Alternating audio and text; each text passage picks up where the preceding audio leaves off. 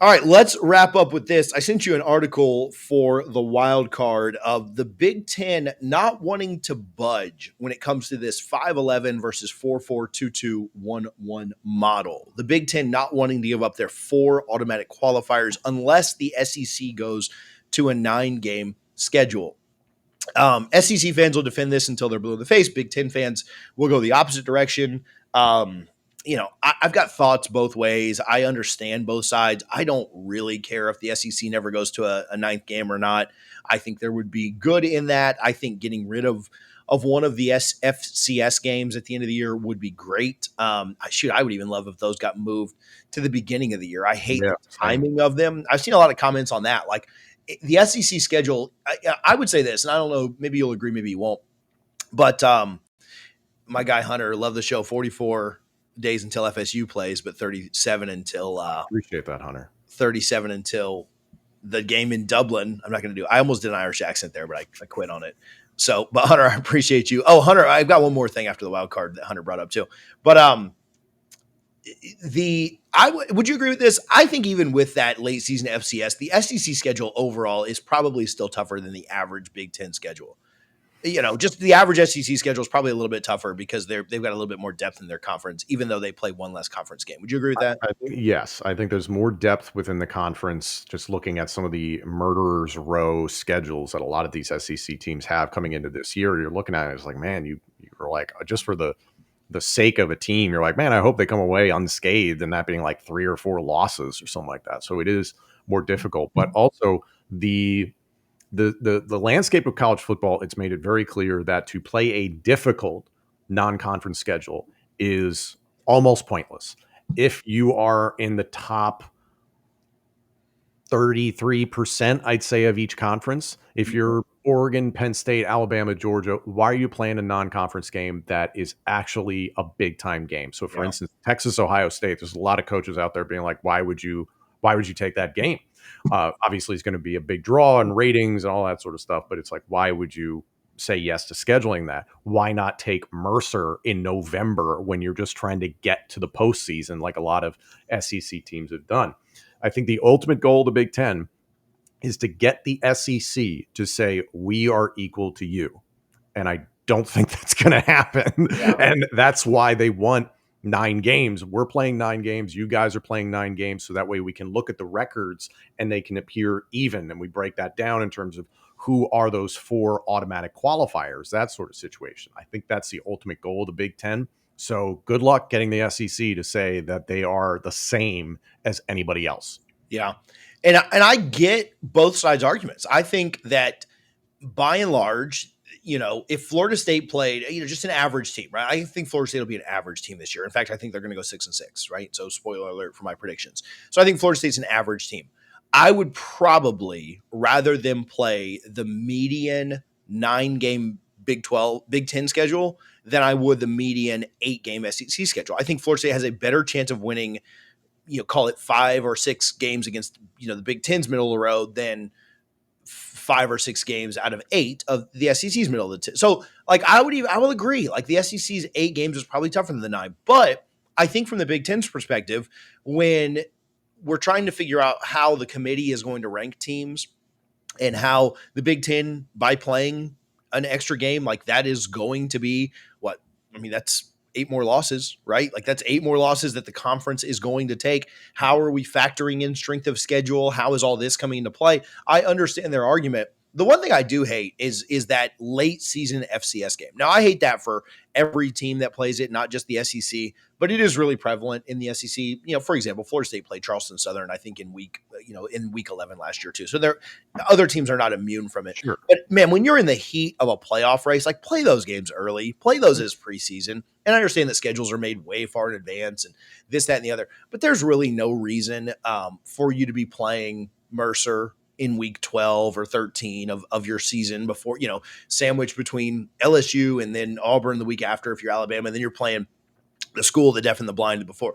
Like, just play the tough game or the tough games late, or at least the conference games late. I think that would make a lot of people, I don't know that it would be the compromise that Tony Petitti wants or anything like that, but I do think that there is some value in the Big Ten never plays those games incredibly late. Like Ohio State always plays their Akrons and stuff way early, and Mhm. so I do think that is a better product for the fan is to not have those games against the school of the deaf and the blind late in the year. Sorry for any Mercer fans that may be tuned in watching this.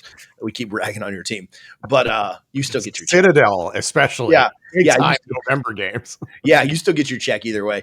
But Mhm. I would like to see those moved at least. But yeah, I don't know which side budges here. Like like the Big Ten doesn't want to go to the 5-11 model. I've talked about I don't think the 5-11 model. A lot of people in the Big 12 and ACC want that. You're putting a lot of faith in a committee that doesn't care about you. If you really think that they're going to give you more at larges, I think you take what you can get, with your couple of auto bids and then fight for the other spots. But either way, I don't know if the SEC or the Big Ten budges on any of this. Sorry, I know I've talked for forever. No, I don't. 17 points to go off of. And again, it's like the SEC and the Big Ten are controlling the college football playoff, but the SEC has more of the cards in this situation. So Sure. the SEC does not have to acquiesce in this situation. And that's why the projection in your article is that, yeah, like we're going to see a 12-team playoff this year, might see it again in 2026. I have no problem with the 12-team playoff. I am also one of those fans who's like really tired of, well, we play this many games and this is what our strength of schedule is, that sort of thing. I'm like, just get it over with and cut it off and just do Big Ten versus SEC for the national champion. Just, I'm tired of all the other stuff where it's like, well, Utah could have a good year and they should be in it. It's like, listen, it's very clear what the two best conferences are in college football. Let them duke it out. Give me 8 from both. And if you want to jumble them all together so that it's not, Big Ten on one side of the bracket and the SEC on the other side of the bracket, fine. If you want to do what I just said and flip it, go for it. But like, that's what I think we're probably ultimately going to get at some point. I don't know how long it's going to take to get there, but yeah, the SEC, I do not see them agreeing to anything that will even remotely say we are equal to the Big Ten, because they believe they are equal to nobody. They believe they are the best conference in college football. They certainly have a lot of evidence to back it up, but we'll see what happens. Yeah, it's really interesting. The only way I could kind of see a budge is if we got clear and defined metrics for what the playoff committee would be looking for, right? Mhm. Hey, we assign total wins 30%, and then we assign strength of schedule 25%, and then we assign head to head 10%, and then we assign, the Big Ten went 10-6 against the SEC, like conference strength. We'll Mhm. give the Big Ten 10%, and then we'll go resume 5%. We'll go eye test 20%, like whatever. Just give us an actual construct, because Right. to me, that's the biggest problem with the 5 versus 11. Like the ACC and the Big 12. Oh man, we can't settle for just 2. We got to be able to earn more. Listen, yeah, that sounds good, but I'm telling you, the College Football Playoff Committee is never putting more than 1 or 2 Big 12 or ACC teams in. Like No. that 9-3 Alabama team is getting in every time, right? Like Mhm. you're screwed. So it sounds good because now if it was a computer model and you didn't have like the ACC and the Big 12 are BC so is, I'm all for, give me the BCS again, because I'm yeah, done. Oh, a committee member feels and their opinion is this team right. is better than that. It's like, nope, numbers. And Make this hard and fast. This is what gets you in. they're always going to favor like our show, the Power Two. Like that's just what's going to happen. So it's silly to me to try and fight for the other stuff.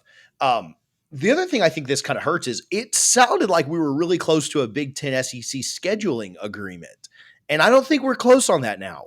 Now things could change tomorrow, right? Like before this clip even comes out. But things could change quickly.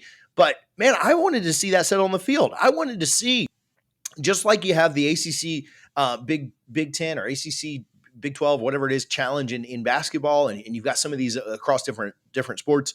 Man, I would love to see every single year do it like, I mean, shoot, I know we hate the NFLization of college football. Do it like the NFL. The number 1 team in the SEC this year last year plays the number 1 team. Like Georgia plays who won it? Oregon. Mhm. And the runner-up, Penn State, plays Texas. And then down the line, man, go by the end of season rankings and play those games. You schedule them a year out, in December, so you know who your rotating rival is, and you play them. The 7th best team in the SEC, and then you get to the end of the year, and whoever wins that challenge, right? both teams would need to be equal. Both conferences would need to be equal, which I think they eventually get to 20 or whatever the number is to make them equal. But at the end of the year, whoever wins that gets an extra, like make that 10% of the playoff vote, or whatever. Like make that the Big Ten won the challenge. They went, so there's 20 teams. They went 11-9. They get an extra a nod, right? Like when you get to the end of the year. I don't know, man. Like stuff like that would be so cool. And then you'd see it on the field. We wouldn't have all this, oh, well, our 7th best team is better than your 6th best team or whatever. Like who cares about that, man? Just go play football games. And so that is one thing about this playoff, like back and forth, that I think we are getting further away from a Big Ten SEC scheduling agreement. And that was like one of the changes in college football that I think I was looking forward to the most. Like I was like, yes, more football, more good football. I think we're further away from that now, unfortunately. Yeah, like the networks absolutely want to see the Texas versus Ohio State type game early in the season, a non-conference game like that. But the coaches probably do not, in the grand scheme of things. And like from a competition standpoint, yeah, everybody wants to prove they're the best, that sort of thing. Everybody wants to compete. But in terms of the potential success of your team through the season and how are you going to be judged, that's always going to be a problem. Yeah. I wouldn't even hate, man, if you got to a point with automatic qualifiers and stuff where your out of conference record was really just used as a tiebreaker, right? Like where you play 3 out of conference games and then you play your 9-game schedule, and really just what you do in the, like your top 4 SEC teams go and your top 4 Big Ten teams go. And that's all based on what you've done inside the conference, right? Would that maybe create years where you had a few out of conference losses, but then but you'd almost treat that like a preseason and use that as like for seeding or things like that. But what gets you in, I think I just fixed it. But what gets you in is what you do in your 9-game conference schedule, just like the NFL model, right? Like what you do in your division matters. And then we could have a lot of fun and bragging rights and what it means for postseason and seeding and stuff like that based on what happens in those 3 out of conference games. But man, I'd love to see, the AC. I mean, I'd love if we could get all 4 conferences.